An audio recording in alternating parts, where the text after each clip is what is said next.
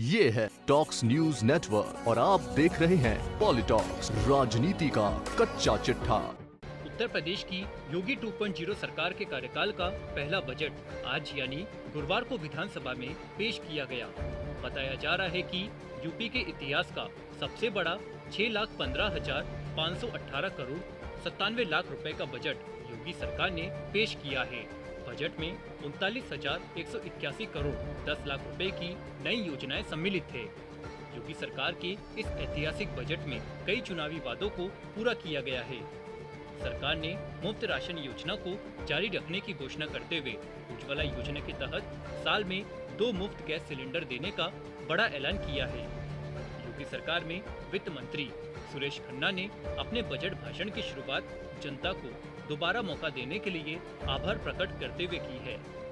आपको बता दें, योगी सरकार के दूसरे कार्यकाल का पहला बजट पेश करते हुए वित्त मंत्री सुरेश खन्ना ने प्रदेश में कानून राज और बीते कोरोना काल में मुख्यमंत्री योगी आदित्यनाथ के कामकाज की जमकर तारीफ की। सुरेश खन्ना ने अपने बजट संबोधन में कहा कि 2019 में देश के प्रधानमंत्री ने 5 ट्रिलियन अर्थव्यवस्था का लक्ष्य रखा था। खन्ना ने कहा, प्रधानमंत्री के लक्ष्य को पूरा करने में प्रदेश का योगदान अहम है। लिहाजा प्रदेश की अर्थव्यवस्था को मजबूत करने और 1 ट्रिलियन की अर्थव्यवस्था बनाने का लक्ष्य रखा गया है। खन्ना ने आगे कहा कि प्रदेश के सर्वांगीण विकास के लिए सरकार कृत संकल्प है। आज प्रदेश पिछड़े राज्यों की श्रेणी से निकलकर अग्रणी राज्यों में शामिल हो गया है। उत्तर प्रदेश में निवेश तेजी से हो रहा है, जिसकी वजह से 5 लाख रोजगार सृजन हुआ। इतना ही नहीं, 5 एक्सप्रेसवे और 5 इंटरनेशनल एयरपोर्ट वाला पहला राज्य बन गया है। योगी 2.0 सरकार के पहले बजट की मुख्य बातें। पुष्टाहार के लिए 1675 करोड़। योगी सरकार ने पुष्टाहार कार्यक्रम के अंतर्गत समन्वित बाल विकास योजना के अंतर्गत राज्य सरकार द्वारा दिए जाने वाले पोषाहार हेतु 1675 करोड़ 29 लाख रुपए की व्यवस्था प्रस्ताव। गरीबों के लिए मुफ्त राशन और सिलेंडर, अंत्योदय और पात्र गृहस्थी कार्ड धारकों को निःशुल्क खाद्यान्न, साबुत चना, रिफाइंड सोयाबीन ऑयल और नमक का वितरण किया जाएगा। इसके अलावा प्रधानमंत्री उज्ज्वला योजना के लाभार्थियों को 2 निःशुल्क LPG सिलेंडर रिफिल वितरण के लिए 6,541 करोड़ 13 लाख रुपए की व्यवस्था का प्रस्ताव किया गया है। किसानों को बिजली बिल में छूट। 2022 विधानसभा में किए गए वादों के मुताबिक किसानों को सिंचाई के लिए बिजली बिल में 50% छूट की घोषणा की गई है। वित्त वर्ष 2022-23 में 15,000 ट्यूबवेल की स्थापना की जाएगी। अब 1,000 रुपए मासिक पेंशन। वित्त मंत्री सुरेश खन्ना ने कहा कि वृद्धावस्था, निराश्रित महिला पेंशन और दिव्यांग पेंशन को बढ़ाकर 1,000 रुपए मासिक किया गया है। वृद्धावस्था पेंशन योजना के लिए बजट में 7,053 करोड़ 56 लाख रुपए की धनराशि प्रस्ताव की गई है। निराश्रित महिला पेंशन योजना के लिए 4,032 करोड़ रुपए की धनराशि प्रस्तावित की गई है। दिव्यांग भरण पोषण योजना के लिए 1,000 करोड़ रुपए और कुष्ठावस्था विकलांग भरण पोषण योजना के लिए 34 करोड़ 50 लाख रुपए की धनराशि प्रस्तावित है। कन्या सुमंगला योजना। मुख्यमंत्री कन्या सुमंगला योजना के अंतर्गत पात्र बालिकाओं को 6 विभिन्न श्रेणियों में 15,000 रुपए की सहायता PFMS के माध्यम से प्रदान की जाएगी। वित्त वर्ष 2022-23 के बजट में योजना हेतु 1,200 करोड़ रुपए की व्यवस्था प्रस्तावित। 14 मेडिकल कॉलेज के लिए 2,100 करोड़ रुपए। वित्त मंत्री सुरेश खन्ना ने बताया कि प्रदेश के 14 मेडिकल कॉलेजों को 2,100 करोड़ के बजट का प्रावधान प्रस्तावित है। प्रदेश में स्वास्थ्य व्यवस्था को दुरुस्त करने के लिए सरकार वृहद स्तर पर काम कर रही है। मुख्यमंत्री सामूहिक विवाह योजना के लिए 600 करोड़। वित्त मंत्री ने बताया कि प्रदेश में चल रहे मुख्यमंत्री सामूहिक विवाह योजना के लिए बजट में 600 करोड़ रुपए का प्रावधान किया गया है।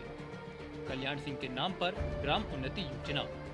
वित्त मंत्री सुरेश खन्ना ने बताया कि यूपी के पूर्व मुख्यमंत्री कल्याण सिंह के नाम पर ग्राम उन्नति योजना लाई गई है।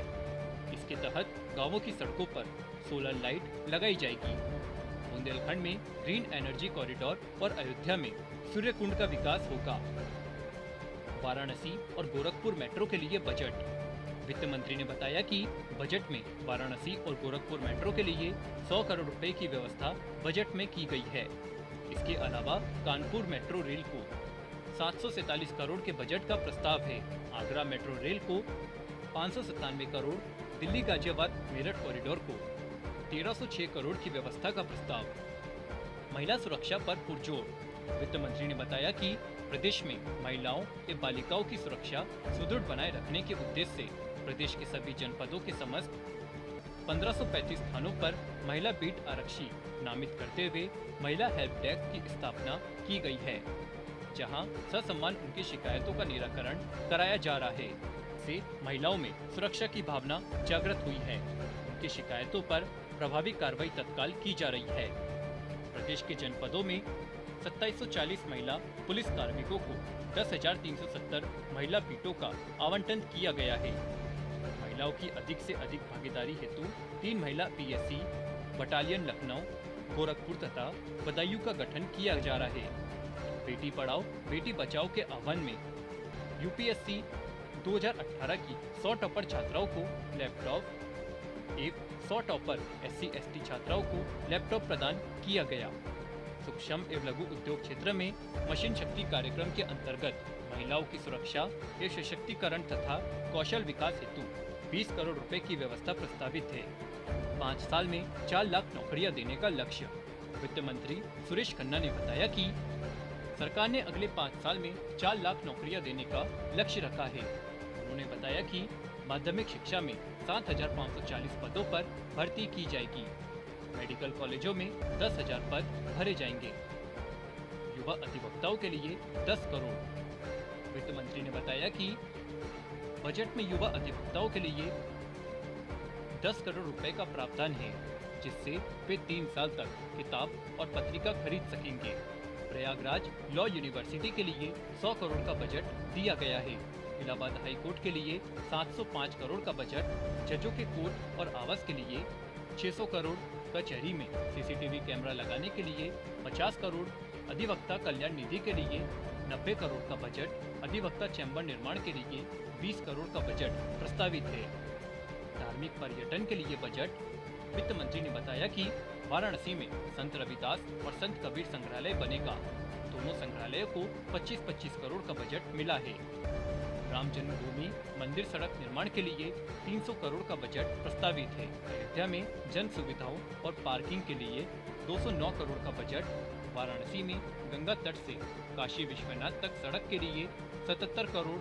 बनारस और अयोध्या में पर्यटन सुविधा के लिए 100 करोड़ की व्यवस्था की गई है। मदरसों को 479 करोड़ का बजट। वित्त मंत्री सुरेश खन्ना ने बताया कि बजट में अरबी फारसी मदरसों को 479 करोड़ का बजट प्रस्तावित है। अल्पसंख्यक समुदाय छात्रवृत्ति योजना में 795 करोड़ रुपए का बजट में व्यवस्था की गई है। PoliTalks bureau UP. ये है टॉक्स न्यूज नेटवर्क और आप देख रहे हैं पॉलिटॉक्स, राजनीति का कच्चा चिट्ठा।